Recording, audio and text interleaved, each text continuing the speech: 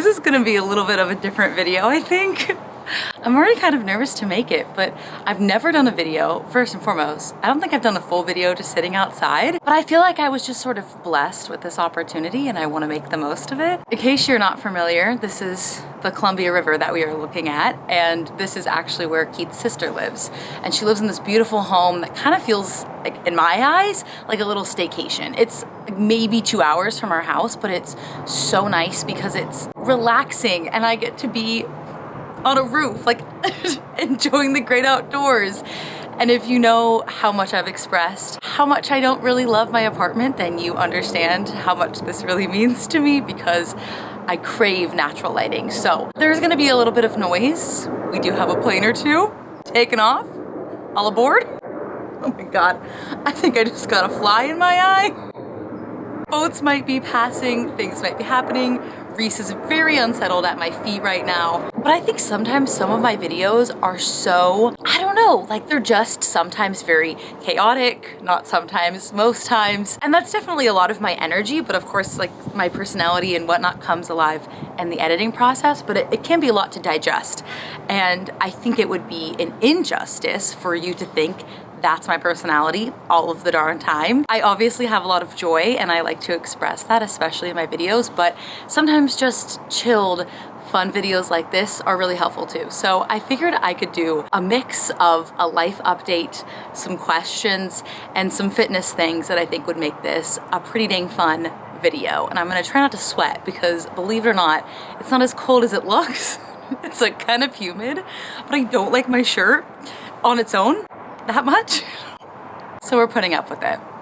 We're managing. Somehow I manage.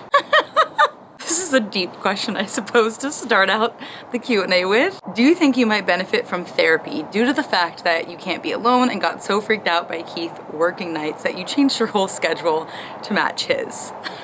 Of course, like therapy is something I've thought about for a while, and I always felt like in my mind, oh, I have to have like this traumatic life event for me to be able to seek out therapy. When in actuality, I really feel like anybody could benefit from it.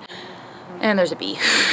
But especially now when I was feeling so anxious just by being by myself, and I still do, I think that could be something I can absolutely work through. And like I've mentioned in my past video, it's been my cross to bear my entire life. I've never felt comfortable being on my own, especially late at night. So it just kind of felt like it was all put in front of me all at once. And I don't want you to think, you know, by any means it was Keith's fault, because obviously it wasn't. Like, I should be strong enough to handle it all on my own. But talking with somebody and maybe just unraveling my whole life could be super beneficial. And it's so frustrating because therapy is pricey. And I understand that, you know, it takes a lot of work to be a therapist. And of course, like, it comes from a position of privilege to even consider going to therapy.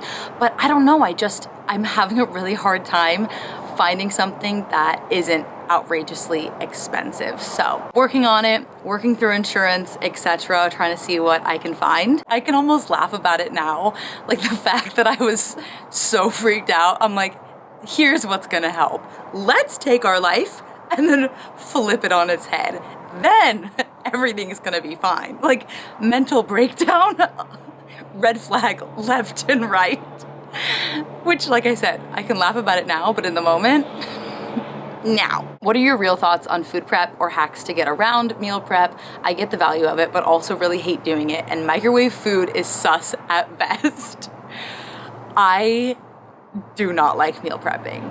And maybe that's just because, no, the only reason I don't like it is because I hate eating the same food back to back to back. If I bring home leftovers from a restaurant, like, they're instantly Keith's. Also, I think when I traditionally think about meal prep, I think of dry, unflavored chicken, like asparagus, which I'm not the biggest fan of, and rice.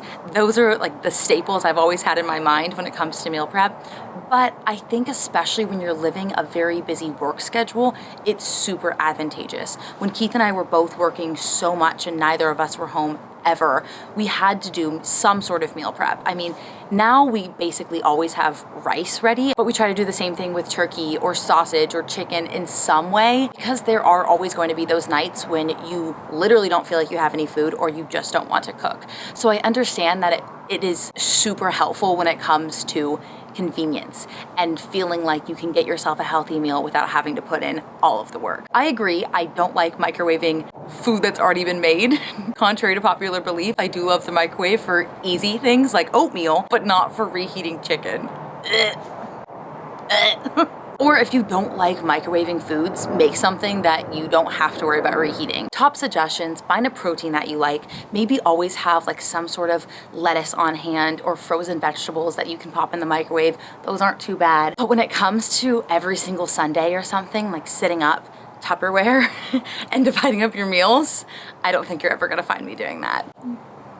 No ma'am. Best advice for someone trying to lose weight and gain muscle at the same time: workouts, nutrition. I don't know where to start, thanks. This is so tricky because honestly, it's one of those things that's extremely hard to do, and in some eyes might not even be feasible. When it comes down to it, a lot of it has to do with your energy expenditure for the day, what you're putting into your body. You'll often hear people talk about caloric deficits, which is a very well-known way to lose weight. However, I hate almost throwing that out there because I feel like if you don't know all of the proper information on how to safely go into a caloric deficit, you could easily just take that information, run with it, and then honestly end up hurting your metabolism or hurting your body in some way. So I like to first think about what I'm putting into my body. One of my biggest goals right now, this sounds embarrassing to admit, but it's to eat more vegetables. I always notice that I like the foods that I eat and I feel good after them. I feel like I'm nourishing my body, but I don't feel like I often do a good job of remembering my veggies. As the day goes on,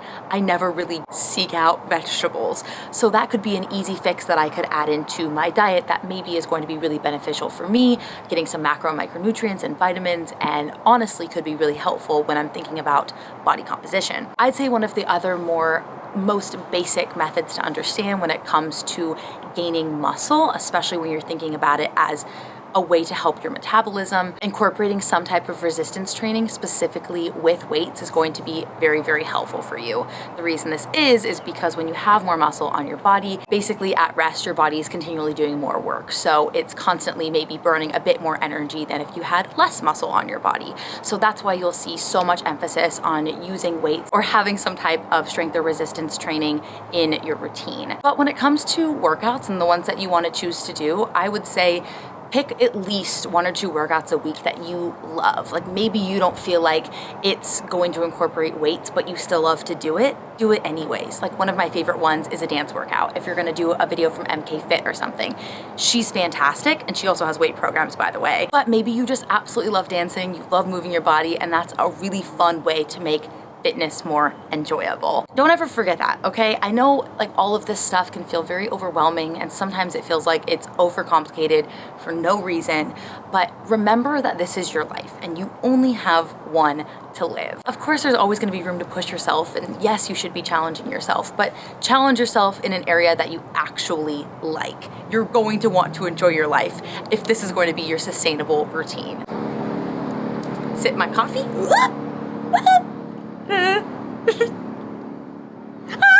It went down my shirt.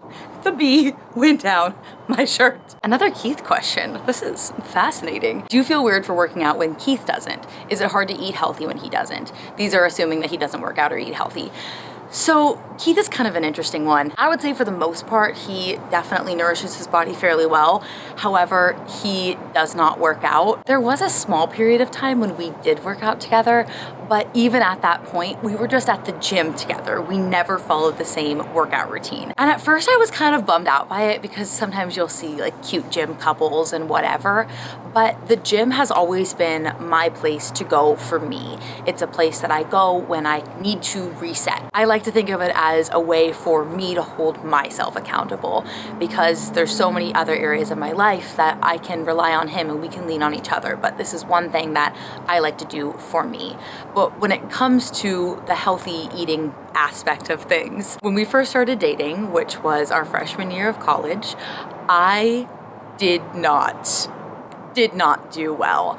I just first of all, like had a very misconstrued idea of fitness and wellness at the time. So my mindset has completely changed in that respect. But we would go out to eat like every single night to Jack in the Box and Wendy's and all these fast food restaurants just because we were bored, or we would grab like 2 or 3 extra plates at the cafeteria because he wanted more food. And so I was like, well, I guess I'm kind of hungry too, even though I wasn't. And I was just kind of doing it because the people around me were doing it, which is, I think, where I kind of fell into a little bit of a slippery slope. And it took me a long time to realize that I wasn't any longer focusing on nourishing my body. I was eating because I was bored, or I was eating because the people around me were eating and snacking, etc. And the funny thing with boys is that most of the boys in my life, they don't snack. They just have these monstrous meals. But I'm a snacker to my core. So I'm snacking all day long, but then we'd go out to dinner, they'd have these monstrous meals. I'd want these monstrous meals. Like, things are different. Also, Keith is 6'4". I'm 5'2". Like, things are different when you're different heights, different genders, etc. I think it took time, to be fair. I think it took a long time for me to almost separate myself. I like to think, like, before I, look how furry she is right now, I just brushed her, evaluate like what I want and listening to my body in that way, and that can be really helpful for making sure that I'm sticking to my goals, or even just paying attention to what my body is asking for me, or from me. With me? Of me. I don't know. This is kind of a difficult, juicy one. Did your parents ever do anything or go on any diets that affected your picture of health and body image and relationship with food as a child? So as I've gotten deeper into the world of TikTok, I have learned this is like almost a very similar narrative that a lot of people my age grew up with, and I remember so many of my friends' moms and dads dealing with as well when they were growing up. And I think it's unfortunately a really sad reflection of the generation they grew up in and the media that was shaping their pop culture at the time. Because when they were kids, they were raised on all of these like nasty magazines that would tell them that this is a certain diet that they have to follow, and this was the celebrity that was endorsing it, and look at all of this weight loss that they experienced, and you need to look like this, and blah, blah, blah. And it was super, super toxic. And I don't blame any parent for falling into that trap, because how are they supposed to know better? Now, I think we have these open conversations online, especially with platforms like YouTube and TikTok and Instagram, etc., where you have people that talk about fitness and wellness in a very open way and kind of try very strategically and deliberately to break down so many of those myths.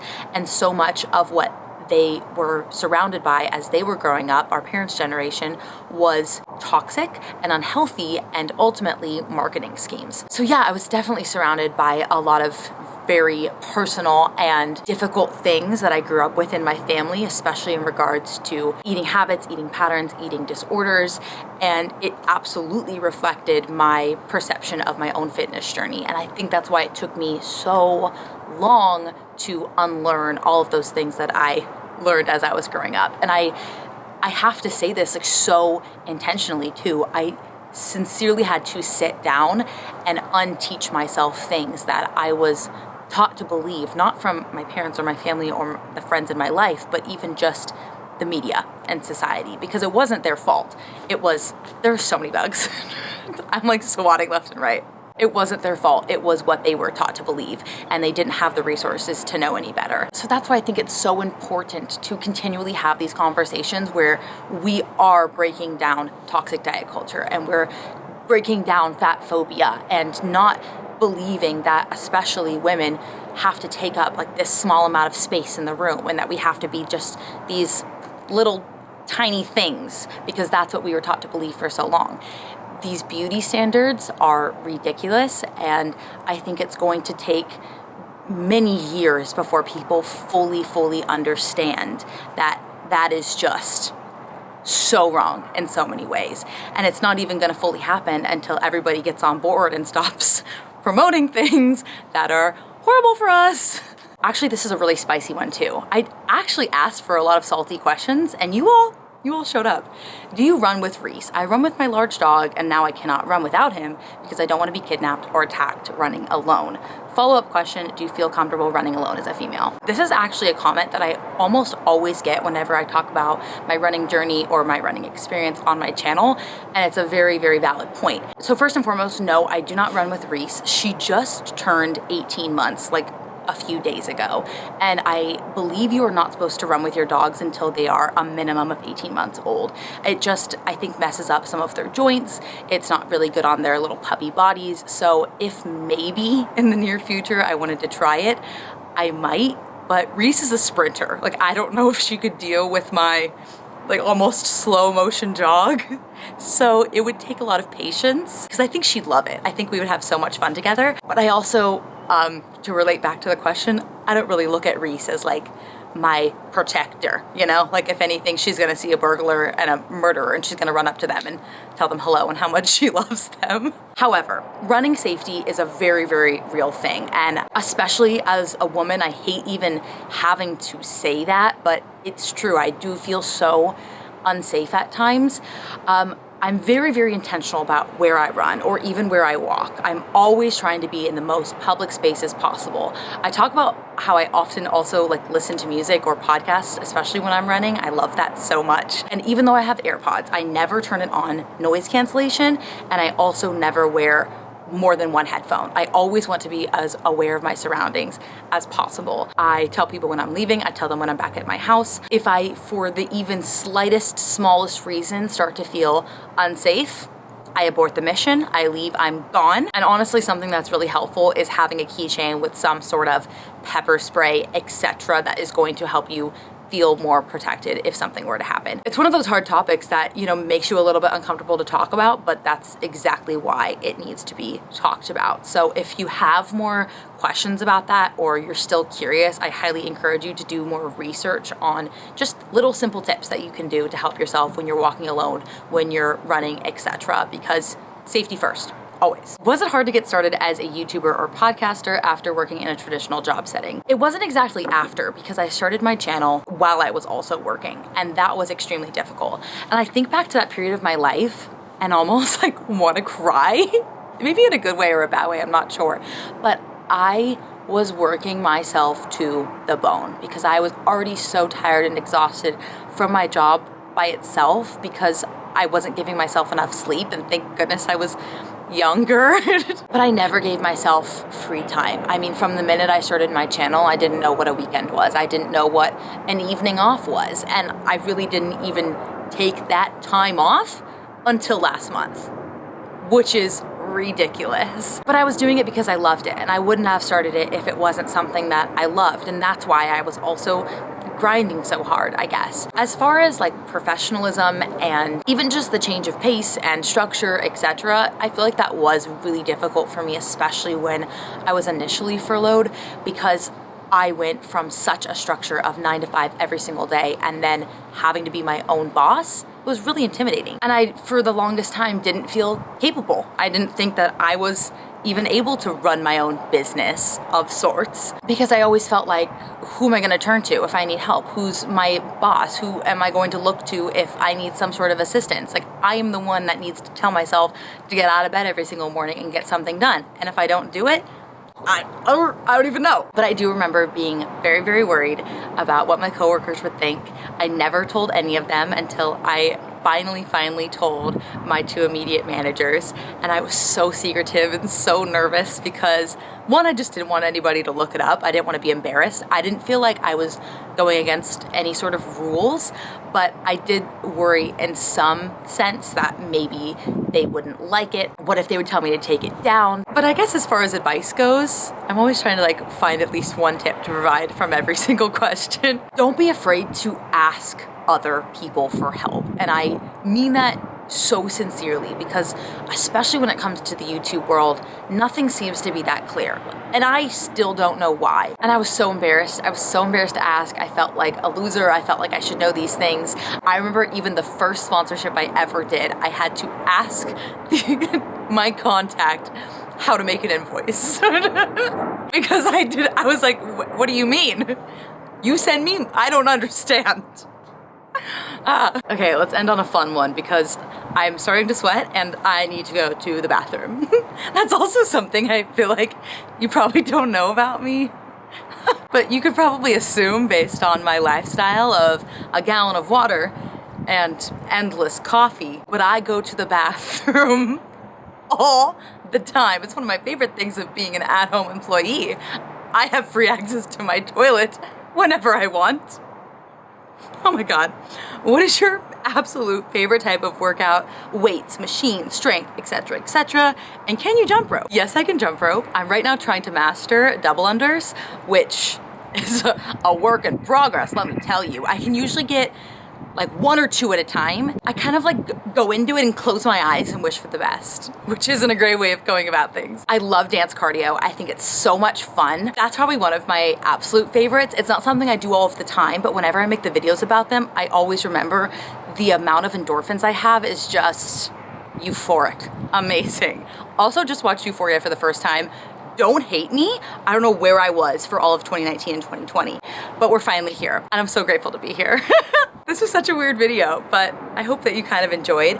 I've been doing daily vlogs over on TikTok, which is such a freaking fun activity and I'm having the best time ever. I would love it if you came to join me. I could not be more invested in it. It's another one of my trying new things sort of tasks. So come join me. I'd love to have you. I hadn't been posting consistently on TikTok pretty much ever, and now that I am, I'm having the time of my life. So don't miss out. Daily stinking vlogs. Daily vlogs. Are you kidding me? I've always wanted a vlog channel. Let's stinking go. Love you all so much. Don't forget to subscribe. Give this video a big thumbs up if you liked it. Let me know what you thought in the comments down below. Sorry for the noise. This is like so chill to me. Although there's like streaming traffic, bustling waters, bees and flies everywhere. I had the best time with you. So thank you.